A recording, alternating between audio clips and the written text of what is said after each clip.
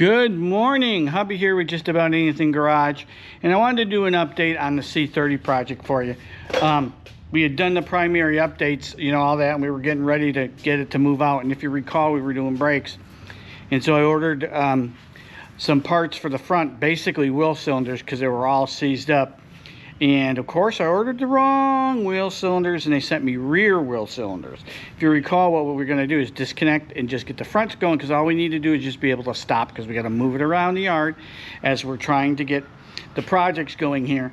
It's going to move out several times before we go ahead and we start the work. So a quick update is we cleared it all off. I gave you that real brief short on how that one tore out of there, and how we're going to fix it. You'll see that if it's not before this, you'll see it coming up after this particular video. But here they are. The fronts are all ready, just waiting on getting the parts from Rock Auto because of my screw up on it. But we've gone ahead and I've already done, since how I had the cylinders, this rear cylinder back here, it's all ready to go. Throw the wheels back on, adjust the brakes, and then, you know, put the line back and bleed it out. But I thought I'd take a minute, since how I got to do the other side, to at least show you pulling the axles off on a C30, how that's done, what you need to do there to get the wheels off and change up the brakes on that. So let me go ahead and set you up with a little view here. See if I can't, excuse my crossing the camera here, get you pointed in the right direction. There you go. Move my tool cart up because you're on the tool cart, so you get a nice view. And we'll show you what you need to do. And on a C30, it's not difficult, but because it's a heavy-duty truck with heavy-duty brakes, the axles come in here. Of course, they connect to the differential, but it's sliding in through tubes, and then connect to the hub and the drum. So it's pretty easy to get them off. It takes a I've already had them off a couple times, so that they should come off. I believe these are 3/4, so we'll just go ahead and pull them off real quick. I didn't have there's a metal shim that goes between the flange and this flange here. It was not on it, so I used our good old friend, the right stuff, to seal up the differential, so it didn't fall out, because the bearings aren't greased on this. Oh, I got a mess going here.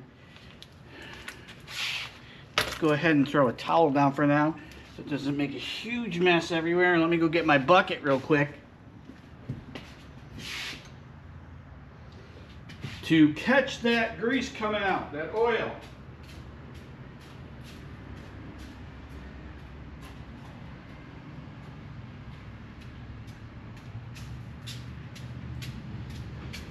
I should have known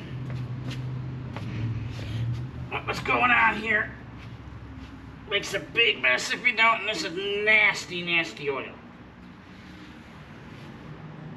Nasty nastiness. Throw that one right away. Okay, and we'll clean that up later.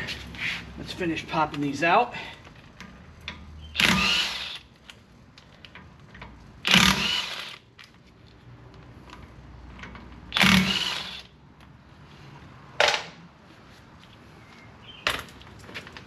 Usually it slides out, but because I got the right stuff in there, oh, it looks like it's going to slide out anyways. It's a little bit sticky. Oh, and we do have the shim there. That's cool. I like that. It was just stuck the last time. You just pull the axles out like this. No big deal. Don't let the oil drip on you, because it's nasty smelling. And you can see it's got the spline ends on it like that, and it'll leak like crazy. This has got the shim still on it. So we're going to leave it there. I'm going to go grab a towel real quick, which I should have grabbed in the first place.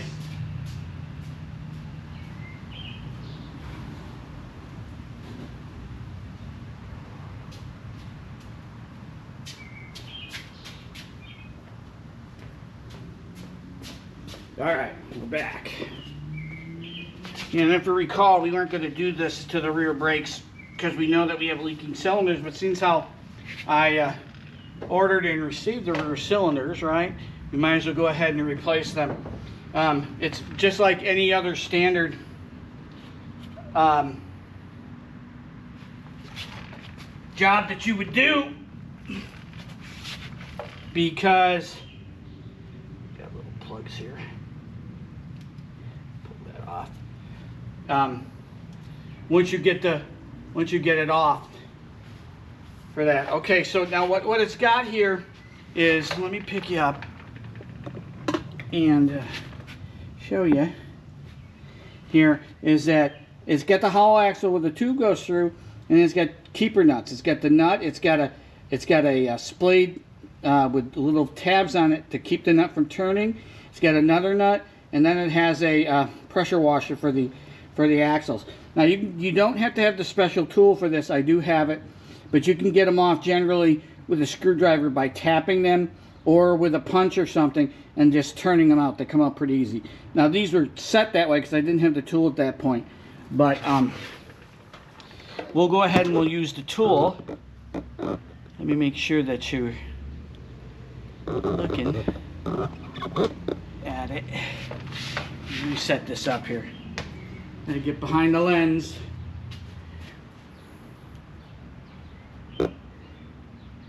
Yeah, a good view there. Okay, cool. And the tools aren't expensive. They're like $15. You can get them on Amazon. It's an Icon socket. It's just got the little tabs and it fits over. So we can, what they're handy for really is when you're trying to retorque it. There we go. See, it comes right off.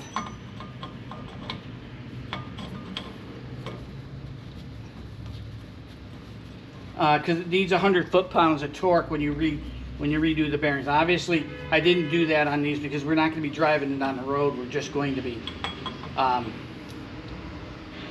taking it around the yard, moving it in and out. So it's plenty tight enough for that. Let's go ahead and get this first one off. And sometimes you'll have to bend the tabs out when it's done properly.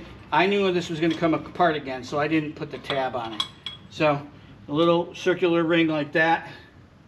Let's go ahead and put it up here out of the way.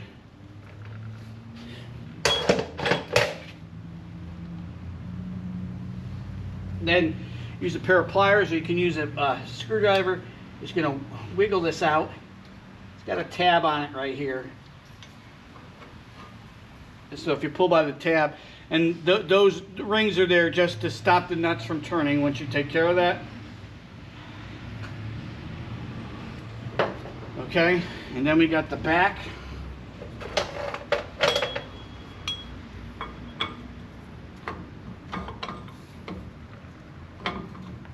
And it broke pretty easy.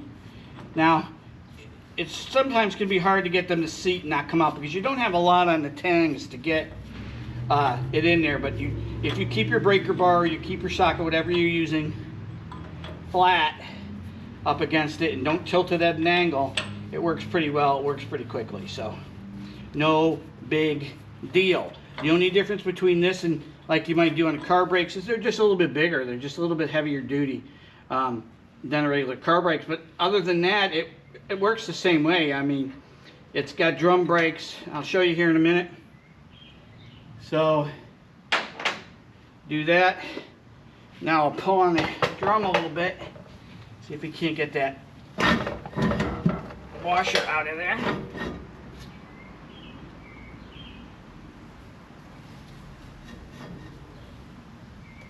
Sitting here being a pain. Stuck to the oil. Come on.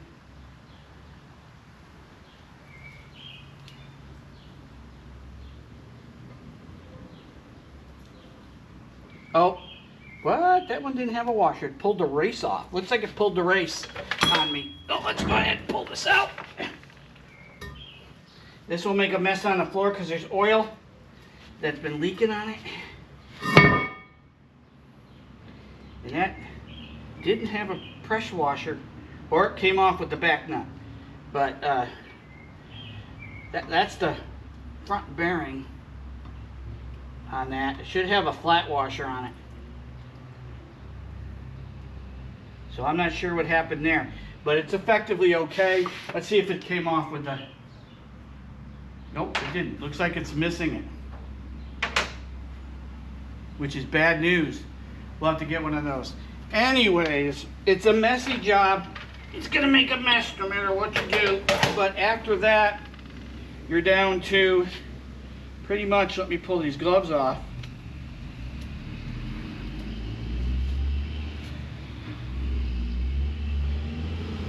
I can handle the camera.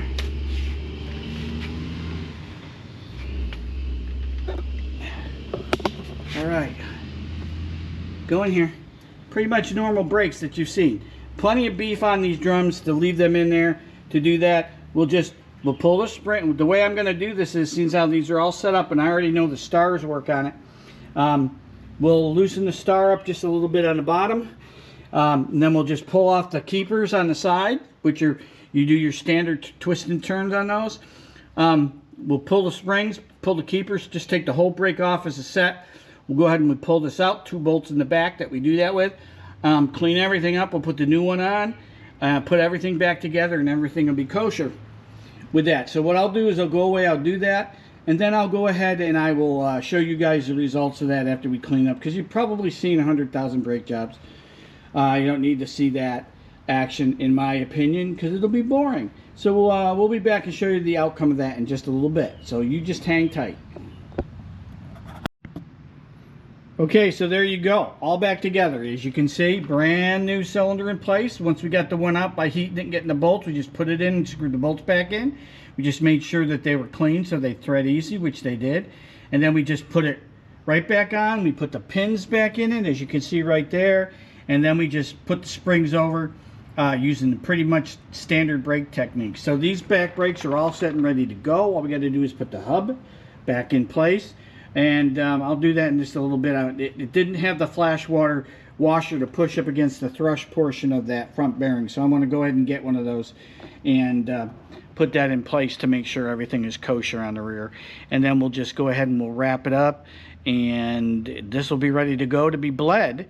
Once we get lines on it, of course, we still have to do that. So I'll show you that once I've got the lines already done. I showed you in the previous what we use for that. Maybe I'll just show you actually flaring one so that you can see that. We'll screw the lines and get them over, get it all hooked up, and we'll be ready to go. And then hopefully this truck will give me a break and give me some brakes so I can get it rolled out of here, drive it around the yard real simply, and we can get on with the other projects and then get on with this project. So appreciate you guys watching. We'll update you a little bit more as we get there. Thanks a lot. Stay tuned. Hang on. Okay, it's time to make some brake lines. So I thought I'd show you how you use the Capri to go ahead and do that. First thing you're going to do is you're going to take a 10 millimeter, going to loosen these up. That's the clamping end of this. Get yourself nice, a lot of space here.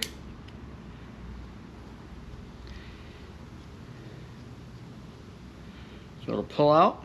Second thing you're going to do is you're going to take the stop end, which is this silver piece. Going to put it in here. We're going to screw it all the way in. Now I'm using the 1/4 inch. It's the 1/4 inch one. And you push it in. Well, very first thing you're going to do is make sure that you put your fitting on, or you'll be sorry. So we're going to go and slide that fitting on. Make sure it's on there. Going to then push it into the till we hit the stop, just like that.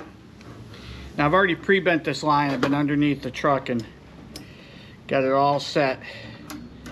In terms of where it's got to go, how it's going to be positioned, all that type of stuff. We just tighten down the clamping on this into the stop end. And what the stop does is it positions it right where it needs to be. It has a hole that shows you where it is, so you can check on your work as you're doing it. You can do this on the car, you can do it off the car. It doesn't really matter. Works in both cases.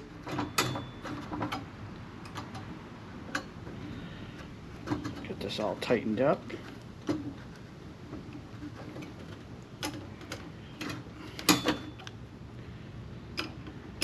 Works really well. They're fairly inexpensive. You can get both. Let's see, what did I get? 3/16 and 1/4 I think they're like 40 bucks a piece, something like that, if you go to Amazon and get them online. So it's no big deal. There's lots of different type of tools. I have many different flarings, but this is the one that's simplest and easiest, I think, to use. Okay, so we got that all clamped down. I'm gonna go ahead and take the stop out. And go ahead, we're gonna take the forming piece of the tool. This little black one here, it's marked on the end. You start with OP1, that's process number 1, and then you're gonna flip it over and use process number 2. It comes with punch grease. So just dip a little bit of it in there, like that. Just get a little bit on the end so there's reduces the friction on the tube. Just put it on in. Take your adjustable or your wrench, tighten it on down so it stops.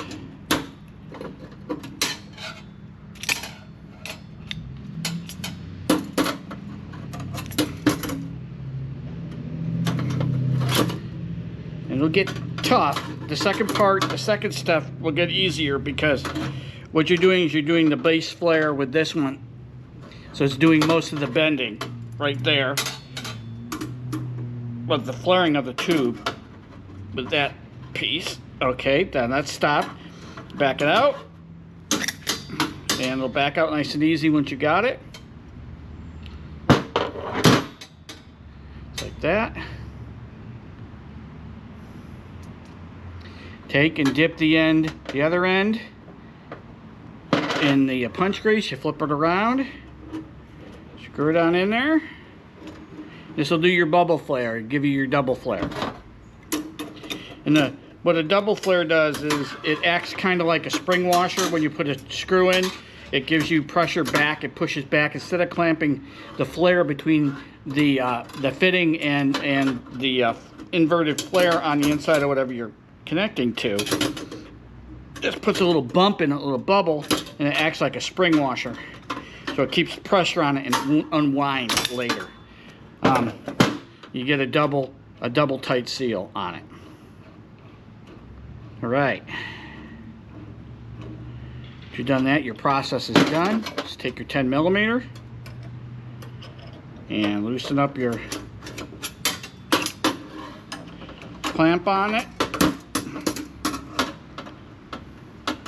Them right on up, because now you got a flare. It's flared the end of it, so you need to get a little wider than what you had it originally.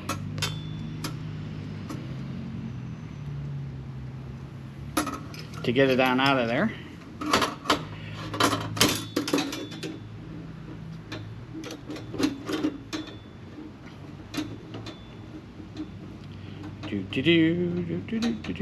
Just like that.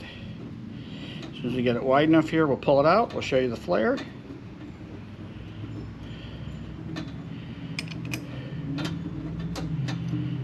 And it's really easy to do. No big deal at all. So we get it wide enough yet? Let's find out. See if we get it wide enough to sneak it out of there. Not quite yet. Pop it up a little more. There we go. Now we got it wide enough. There we go. We've just gone ahead and put a nice little bubble flare. Hope you can see that on that. Perfect. Every time. Now that'll fit in that brake fitting and just be absolutely perfect. All right, so that's how you use the Capri to do that. I'm going to go ahead and do these other lines, and then we'll show you what the results are for that. But I thought I'd just give you a quick little lesson on using the Capri to do a brake line. All right, so we'll be back in just a minute. Okay, brakes are done on the back at least. Let me show you here real quick. We go ahead and we got that line in. This is the one they sent me that's on the wrong side, so it came off the back. I didn't want to wait for a new one, so we just ran it around and over to the front where the connections are, which was no big deal. It's actually routed better than the other one. The other one's in the original routing, and as I said, if I didn't, I left the line a little bit long to make sure that it wasn't short, because if it's short, you got to do a whole new line. And so it's got a bit of a hump, but it's all connected. Everything's tight. That rubber cable is good. I do need a clip right there just to make sure that stays up. So once we get the brakes all done on the front, we'll go ahead and we'll bleed the system and we'll see where we're at. Should have brakes all the way around on this sucker now. Thing we're waiting for here to put this back together is the thrush washer. Had to order it, nobody had it locally, of course, so that I can go ahead and get it back on and get the axle back in, but that's no big deal. But they're all done there already. Wasn't that big a deal. Hardest thing was just getting the nipples into the cylinders to make sure that they lined up right so you didn't gall the threads. So that's for that update. I'll come back to you when the fronts are completed. We got the wheels all together and we've gone ahead and we bled it, and we'll see how we'll take a ride in and make sure that we have some brakes. All right guys, we'll catch you a little bit later. We'll be back. So hi everybody, how about a little bit more update on the C30 braking situation. We've got the backs done with the exception of, I think I mentioned it in the last little clip, of a thrush washer that we've got ordered so that we can get the hub back on and tighten the axles up correctly. So we're waiting on that, but all the lines are run and everything's in place for that. Now I'm doing the fronts. As you can see here, we got the new cylinder. We had it installed, but I ran into a problem because some of my bolts broke off and I had to get new ones. So when I went to get new ones, I could either order or I could go down to the hardware store and get some grade 8s. So I went to the hardware store and got some grade 8s. But the difference with these are, the only difference is the heads are bigger. They take a 1/2 inch where the other ones took 7/16 so that you could fit. And the only real problem is that the one back here, which is close to the knuckle, where the nipple is on the cylinder. Let's put some light on it here. The cylinder is a little close to that to the control arm knuckle that supports it. So what do you do with that? Do you give up or do you go in order? Well, you could, but what I chose to do for that was I got an older wrench and I clearanced the wrench. You can see on the back here I have made it into an odd shape. I just ground it down so they can get in there and have enough space to tighten that bolt down, and it'll be fine. Remember, we're swapping these out and it's tight enough to hold because it's got star washers, but it's not so tight that I can't go back in and use this to go ahead and get it out. So that's a little tip for you if you're running into issues like that and you can't clearance in there, because I could have clearanced in there a little bit if I had a tool. Dremel, I suppose I could have done that with, but I chose to make a special wrench in case I get into that situation. So it's an older one, and that's how I handle it. So just look for solutions, I guess is what I'm saying here. And we'll have these brakes all together in a dandy now that we have that, and I can get that back bolt on with the larger head. All right, so we'll be back once we have them. We'll show you the completed braking setup, and we should be rocking and rolling and be able to move this thing around so we can get going with the other projects. All right, we'll catch you guys later.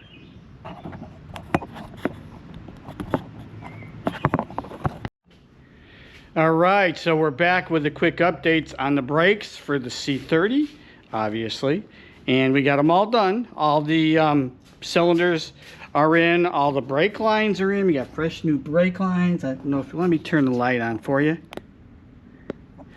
Got fresh new brake lines right there, running all the way to the front and then all the way in the back. We'll go take a quick peek at those. And you can see them right there.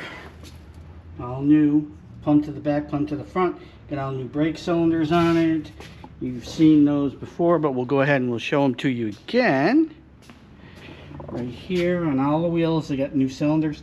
Plenty of pad on these things, so it needs to be bled. So I went to go bleed it, and of course I'm alone most of the time, but he's off doing their stuff. So I set it up for a single person bleed, which is basically open your bleed valve, put a line on it like this, put a bottle down, fill it up with brake fluid, and pump it back and forth. And I'm pumping and I'm pumping and I'm pumping and I'm pumping away, and there ain't nothing happening. And so I go get my little helper, my wife, when she gets back, and she pumps it for a little while, and I'm watching the can and ain't nothing. And obviously it comes down to this little sucker here, the master cylinder, which was working fine when we started this process, but it stopped working. So it must have punched a hole in the plunger seal. And I pulled it apart and cleaned it. It had some rust in there, but everything was working smooth. Put it back together and nada. So new master cylinder time, so we're waiting for that. This thing is C30 is just resisting me on stopping. She doesn't want to stop, but my fault. I should have known better. Should have just got all new components once I verified that we had plenty of pad left on the brakes. But we're gonna have all finished new components for this, so we'll be back once that comes in. We're gonna get that in, we're gonna get it bled, we're gonna get it back together, and we'll get it going. And of course, we're still waiting on that thrush washer. That should be in the next day or so. We can get that other back wheel back on. It was us that was missing its thrush washer for its bearing. So that's where we're at. We'll keep pounding away on it. We'll let you know what it looks like, and we'll show you a drive once we got it working. All right, guys, we'll be back. All right, so finally, we have a master cylinder. Master cylinder is installed. It's been bench bled, and it's been put on the system, which has been bled. So we got all the tires back on. Everything's there. There's no leaks. Tires are ready. Now, I'm sure we'll have to do some adjusting on the brakes, but during the bleed cycle, I did notice that it was stopping the drums from turning. So what we're gonna do here is I'm gonna set you up on a tripod. We're gonna drive the sucker out and see if we do some stopping. So you along with me will be the first to know if this has stopped, and all we need to do is a little bit of adjusting. So let's go ahead and get you guys set up on the tripod, pointed in the direction of where we're going to go, and see what happens. Hang tight. Hopefully I won't run you over.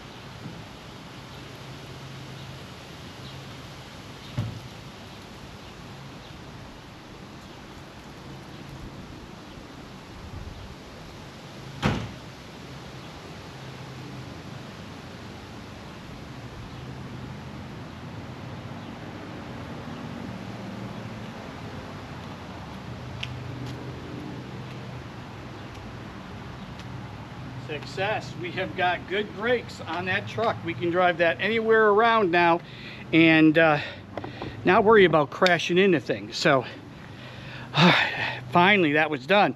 Now that we've got a clear bay, we're going to go ahead and we're going to get set up to work on Ghost over here with mocking up the drivetrain so that we can get the two pedals finished up here and then get her mobile. So we're going to go ahead and clean up, and we're going to start that.